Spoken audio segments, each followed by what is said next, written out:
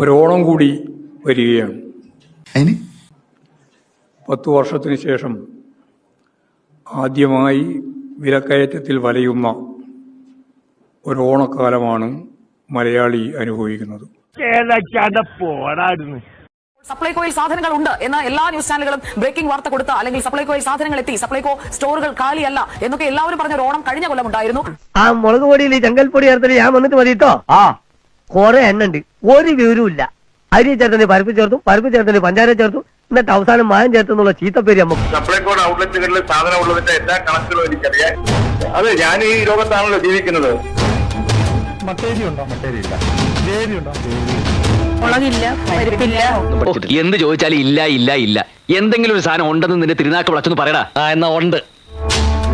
പഞ്ചസാര ഇല്ല, ഒന്നുമില്ല, ഒരു സാധനമില്ല. അവിടെ ഒന്ന് മാത്രമേ ഇപ്പൊ ലഭിച്ചിട്ടുള്ളൂ. ഇവിടെ 8 ഞങ്ങൾ സ്റ്റോക്കില്ല. നല്ല നല്ല നല്ല വിശപ്പുണ്ട്. കുറച്ച് വേണോ?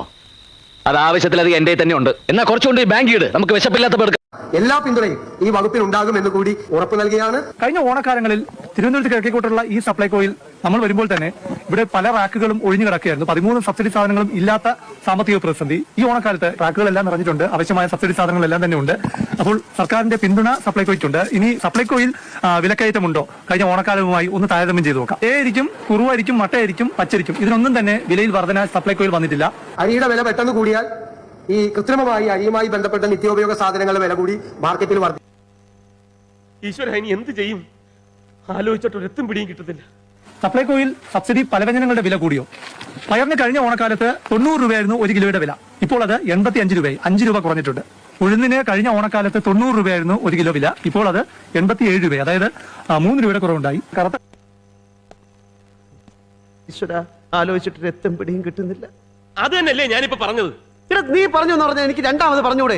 ഓഹോ, കഴിഞ്ഞ ഓണക്കാലത്തെ വിപണിയിലെ പ്രധാന വില്ലൻ വെളിച്ചെണ്ണയായിരുന്നു. ഇത്തവണ വെളിച്ചെണ്ണ വില്ലനല്ലാതായി. വെളിച്ചെണ്ണയ്ക്ക് അന്നത്തെ വില സബ്സിഡി നിരക്ക് തന്നെ 322 രൂപ 86 പൈസയായിരുന്നു. ഇപ്പോൾ വെളിച്ചെണ്ണ 249 രൂപയായി കുറഞ്ഞിട്ടുണ്ട്. ആളുകൾക്ക് മാന്യമായി ഓണം ആഘോഷിക്കാനുള്ള ഒരു അവസരം ഉണ്ടാകണം.